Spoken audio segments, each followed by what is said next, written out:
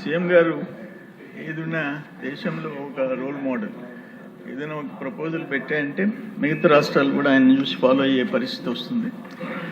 ఈ population management ప్రతిపాదన అయితే ముఖ్యమంత్రి గారు చెప్పిన బెనిఫిట్స్ అన్నీ వాళ్ళకే చెప్పాడు, కానీ మా మగవాళ్ళకి మాత్రం ఒక్క బెనిఫిట్ కూడా చెప్పలేదు అధ్యక్ష.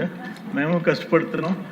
ఇప్పుడు మళ్ళీ లోకేష్ బాబు గారు ఏమన్నారు, ఇద్దరు సమానంగా పనిచేయాలంటే ఇంట్లో వాళ్ళు మేడం మమ్మల్ని దబాయిస్తున్నారు, ఆ పని చేయి నీ లోకేష్ బాబు గారు చెప్పారే కదా.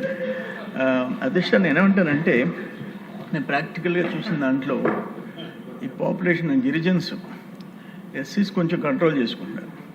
గిరిజన్స్లో ఎక్కువ మంది పిల్లలు. మనం ఆ తల్లికి వందనం ఇచ్చిన తర్వాత అంతకుముందు లాస్ట్ 5 yearsలో వాళ్ళు ఒక బిడ్డనే పంపించేవాళ్ళు ఆ 13,000 కోసం. ఇప్పుడు ఇద్దరిని ముగ్గురిని స్కూల్కి పంపిస్తున్నారు. ఇప్పుడు నేను చల్లాయనదులను కొంతమందిని చూస్తుంటా. నాకు పాపులేషన్ ఒక 50,000 మంది గిరిజనులు ఉన్నారు నా కాన్స్టిట్యున్సీలో. ఒక దగ్గర ఒక ఫాదర్ అండ్ మదర్, 3-4 పిల్లలు ఉన్నారు. నేను ఏమయ్యా ఇంకా ఎంతమంది నీకు బిడ్డలు అన్నా, 9 మంది అన్నాడు. అక్కడ 4 ఉండరు, 5 మంది అంటే ఆడ ఉండరు, ఆ ఊర్లో ఉండరు. ఇప్పుడు ఏంటంటే అక్కడ పేదరికంలో ఉండే చల్లాయనదులు గిరిజన్స్లో 7 మంది 8 మంది మినిమం 5 మంది పిల్లలు ఉండరు. వాళ్ళ విషయంలో మనం ఏ విధంగా అవసరమైన ఇంకొంచెం ప్రోత్సాహాలు ఇచ్చి ఆ పేదరికం ఒకటి, ఇల్లిటరసీ అంటే ఇల్లిటరేట్లో 90% గిరిజనులు ఉన్నారు. పాపులేషను వాళ్ళే ప్రతి తల్లిదండ్రికి 4, 5, 6 మంది ఉన్నారు. దానికి ఏదైనా స్పెషల్ కేర్ ఆ గిరిజనుల గురించి తీసుకోవాల్సిన అవసరం కూడా ఉందని మీ ద్వారా నేను ముఖ్యమంత్రి గారికి విన్నవించుకుంటున్నాను అధ్యక్ష. నమస్కారం. మాట్లాడే వాళ్ళ పాపులేషన్ నిమిషం పెరుగుతుందంటే ఈ స్కీమ్ సూపర్ హిట్ అవుతుందండి. ముందుగా మహిళలకు అవకాశం ఇద్దాం. సోమిరెడ్డి గారు మీరు తప్పకుండా నెక్స్ట్. అతిథి గజపతిరాజు గారు. ధన్యవాదాలు అధ్యక్ష. ఫస్ట్ ఆఫ్ ఆల్ మనం సమాజంలో మార్పు తెచ్చినప్పుడు ఎప్పుడైనా స్లోగా మనం మార్పు తీసుకురావాలి అధ్యక్ష.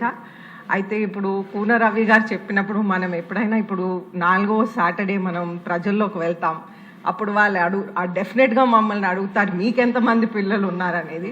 నాకు అసలు పిల్లలే లేరు. సో నాకు మ్యాక్సిమం ఇది అక్షంతలు వాళ్ళ దగ్గర నుంచి డెఫినెట్గా పడతాయి. అయినా కానీ మనం ఒక పాలసీ తీసుకున్నప్పుడు మనం ఎడ్యుకేట్ చేయాల్సిన అవసరం ఉంది.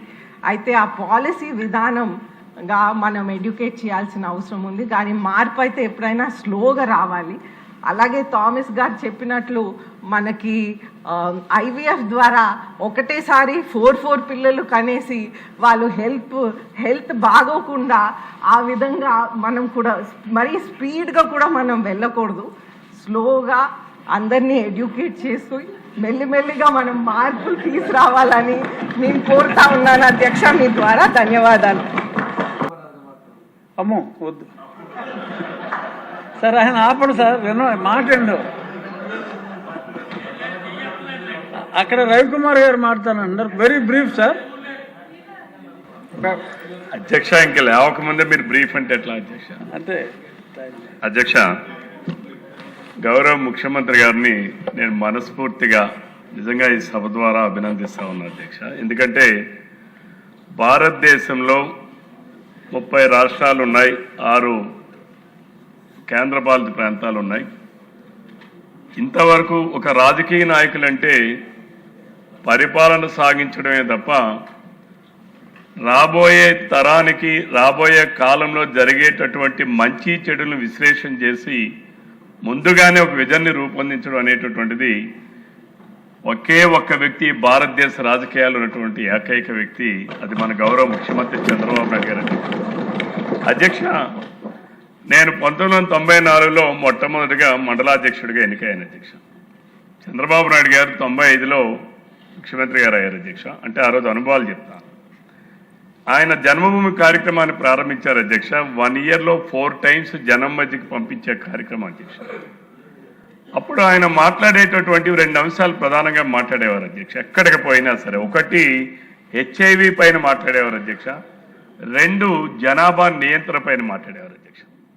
ఆ రోజుల్లో మేము పబ్లిక్ జరిగిపోయి జనాభా నియంత్రణ కోసం మాట్లాడితే జనం ఏమనేవాళ్ళు అంటే అధ్యక్ష, ఏమయ్యా నువ్వు నువ్వేమైనా పోషిస్తావా అయింది, మేము ఎంతమందికి అంటే నీకేమని చెప్పి మాట్లాడేవాళ్ళు అధ్యక్ష.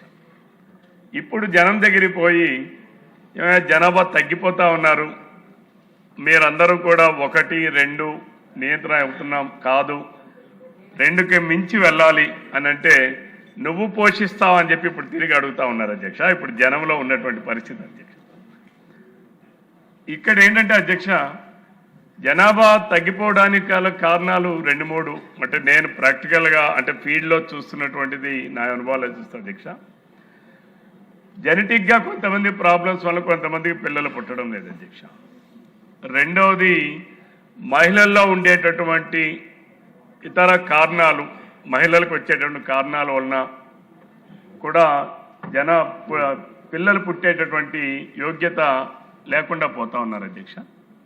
మూడవది మరికొంత ఇప్పుడు మనం కూడా చూస్తున్నాం అధ్యక్ష, కొన్ని పత్రికలు కూడా చదివాం.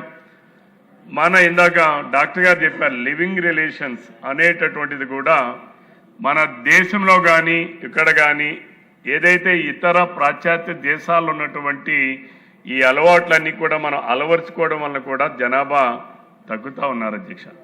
నాలుగవది, ఒకప్పుడు ఆడపిల్లలు ఇప్పుడు బాగా చదువుకుంటున్నారు అధ్యక్ష, పెళ్ళిళ్ళు వయసు కూడా ఎక్కువ అవుతా ఉంది అధ్యక్ష. దానివల్ల కూడా మగవాళ్ళు కావచ్చు, ఆడపిల్లల వల్ల కావచ్చు, దానివల్ల కూడా కొంతమంది పిల్లలకు అనే యోగ్యత కూడా తగ్గిపోతూ ఉన్నారు అధ్యక్ష. అంటే ఈ 4 కారణాల వలన పిల్లలు కలిగేటటువంటి కారణాల వలన తగ్గిపోతూ ఉన్నాం అధ్యక్ష. రెండవది అధ్యక్ష, ఇందాక బండారు సత్యనారాయణమూర్తి గారు చెప్పింది కరెక్ట్. ఎవరైతే పేద మధ్యతరగతి వర్గాల్లో ఉన్నారో వాళ్ళైతే పిల్లలు 2, 3 వరకు చూడాలని అనుకుంటున్నారు అధ్యక్ష.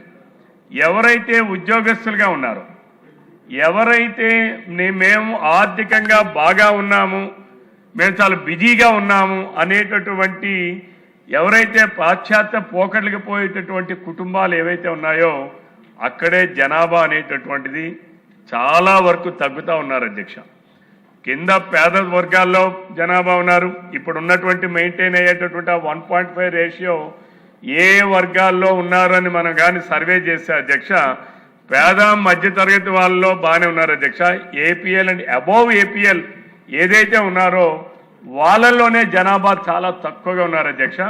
మూడోది ఎంప్లాయీస్, ఎవరైతే ఉద్యోగస్తులు 2 ఈరోజు ఐటీ ఉద్యోగాలు వచ్చిన తర్వాత, సాఫ్ట్వేర్ రంగం డెవలప్ అయిన తర్వాత ఉద్యోగాలు స్త్రీ పురుషులు ఎక్కువగా చేస్తున్నటువంటి సందర్భంలో అధ్యక్ష, సమయాభావం వల్ల కావచ్చు, లేకపోతే రేడియేషన్స్ అని అనేక రకాలైనటువంటి చెప్తా ఉన్నారు సైంటిఫిక్గా, వాటన్నిటి రీజన్స్ వల్ల కావచ్చు, సమయం కేటాయించలేకపోవడం వల్ల కావచ్చు, దానివల్ల కూడా పిల్లల్ని చాలామంది కావాలని కనేటటువంటి పరిస్థితి లేకుండా పోయింది అధ్యక్ష. తప్పనిసరిగా దీనిపైన ప్రభుత్వం ఆలోచించాల్సినటువంటి అవసరం ఉంది అధ్యక్ష.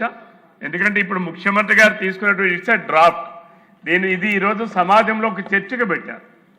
ఈ సభ ద్వారా ఈ రాష్ట్రంలో ఉన్నటువంటి మేధావులు కానీ లేదా ఈ దేశంలో ఉన్నటువంటి ఎంతోమంది మేధావులు కానీ దీనిపైన ఈ డ్రాఫ్ట్ పైన చర్చించాలి అధ్యక్ష. వాళ్ళందరూ కూడా చదివి ఇంకా సరైనటువంటి సూచనలు ప్రభుత్వానికి ఇమ్మని మరి గౌరవ ముఖ్యమంత్రి గారు ఈ సభ ద్వారా సమాజాన్ని కోరుతూ ఉన్నారు. ఇది చాలా నేనైతే వెల్కమ్ చేస్తున్నా అధ్యక్ష. దీనిపైన ఇక్కడున్న